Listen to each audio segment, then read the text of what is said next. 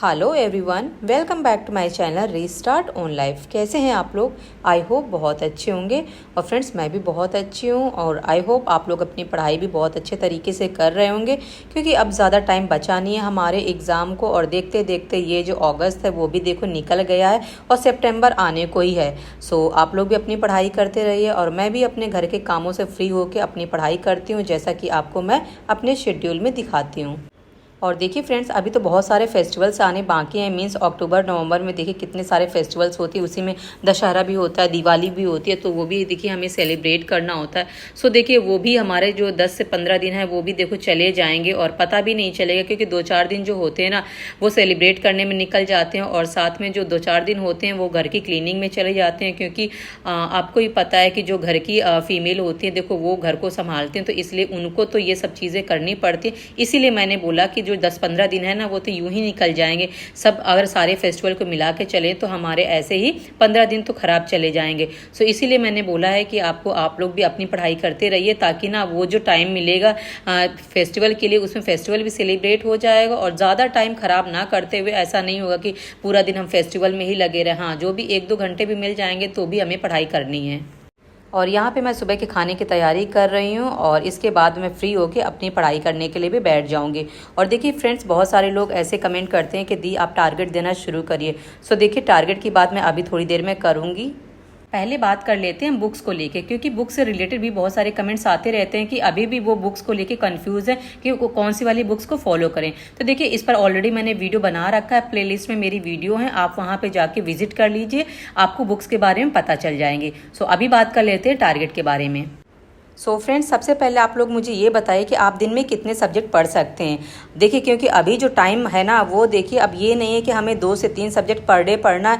अगर देखिए जिन लोग का पहले से रिवीजन है ना तो वो तो मैं तो कहूँगी कि आप ना जितना हो सके उतना आप मैक्सिमम पढ़ने की कोशिश करिए।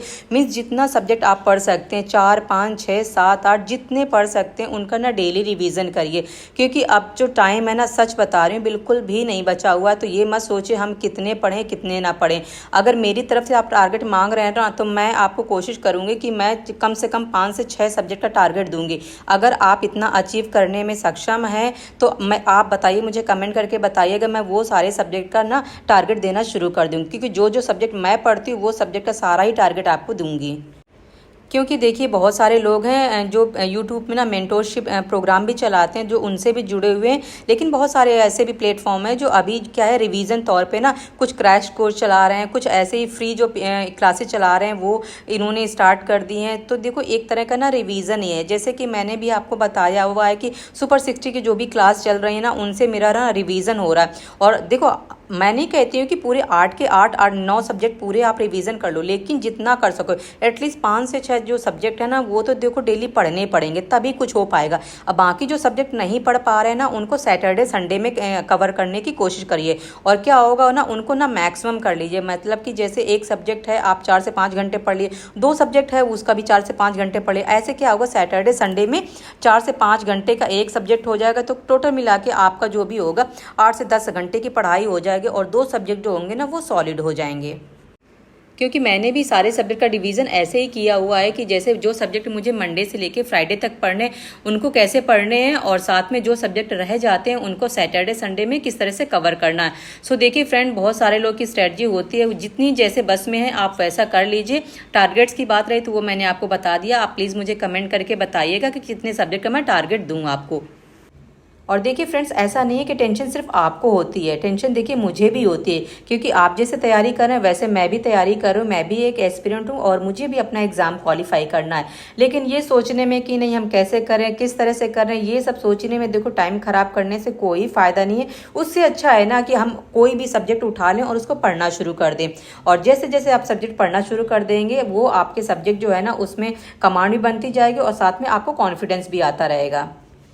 और यहाँ पे मैं हिंदी क्लास ले रही हूँ और इनका जो टॉपिक चल रहा है अभी वाक्य शुद्धि चल रहा है। इससे पहले इन्होंने विशेषण विशेष वाला टॉपिक है वो खत्म किया हुआ है। तो अगर आप लोग ज्वाइन करना चाहो तो यहाँ से ले सकते हो रिवीजन, क्योंकि देखो बहुत सारी चीज़ें होती हैं अगर हम बाद के लिए छोड़ देते हो तो कभी कभी ऐसा होता है ना कि हम बाद में वो चीज़ नहीं कर पाते। इसीलिए मैं भी वो कोशिश करती हूँ कि जिन सब्जेक्ट का मैं लाइव ले सकती हूँ वो मैं लाइव ले लेती हूँ, ताकि ना उस टाइम का रिविज़न उसी टाइम पर हो जाए।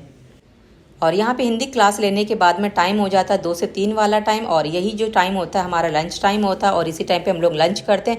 लेकिन जो 2 से 3 वाली जो क्लास होती है वो मैं नहीं लेती हूँ, क्योंकि भैया लंच भी तो करना है, खाना नहीं खाएंगे तो पढ़ाई कैसे करेंगे। सो यहाँ पे चोखा बाटी हम लोगों ने बाहर से ऑर्डर किया हुआ था और मन भी कर रहा था खाने का। सो आज यहाँ पे यही वाला लंच करेंगे। और आज सुबह से ही बारिश हो रही थी, मौसम बहुत ज़्यादा ख़राब हो रहा था और धूप तो बिल्कुल भी नहीं निकली थी।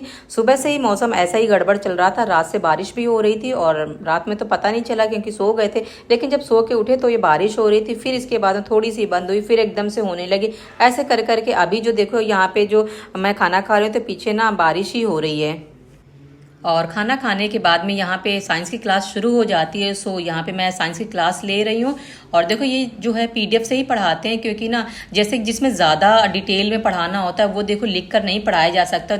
सो यहाँ पे भी देखो पीडीएफ का ही यूज़ करते हैं, लेकिन बहुत सारे सब्जेक्ट में ना पीडीएफ भी नहीं यूज़ करते हैं। जैसे कि यूपी जीके में वो लिख कर ही पढ़ाते हैं, हिंदी वाली मैडम जो हैं वो भी लिख कर ही पढ़ाते हैं, इकोनॉमिक्स हैं वो भी लिख कर ही पढ़ाते हैं। लेकिन जैसे कि हो गया हिस्ट्री, हो गया ज्योग्राफी, हो गया साइंस, हो गया, इनमें क्या डिटेल्स बहुत सारी होती है, तो हर चीज़ लिख कर पढ़ाएंगे तो 1 घंटे के सेशन में नहीं कवर हो पाता है, इसीलिए ना पीडीएफ का यूज़ करते हैं। सो देखिए मैं भी क्या करती हूँ, प्रिंट आउट जो है वो कुछ का तो मैंने अभी निकलवाया है, लेकिन अभी क्या है कि जैसे कि जो चीज़ ये लोग लिख के पढ़ाते हैं तो वो मैं साथ साथ नोट्स जो है ना वो बनाती चलती हूँ, क्योंकि बहुत सारी चीज़ें होती हैं। जैसे पिछले साल जो चीज़ें हुई थी, अभी क्या है कि डेटा में कुछ तो चेंज हो जाता है ना। सो इसीलिए जो नया अपडेट होता है ना वो लिखना होता है, तो इसीलिए साथ साथ जो नई नई चीज़ें ना वो मैं लिखती चली जाती हूँ। और सुबह मैंने यूपी जीके का रिवीजन किया हुआ था, जितना रिवीजन कराया था उन्होंने उतना मैंने कर लिया था।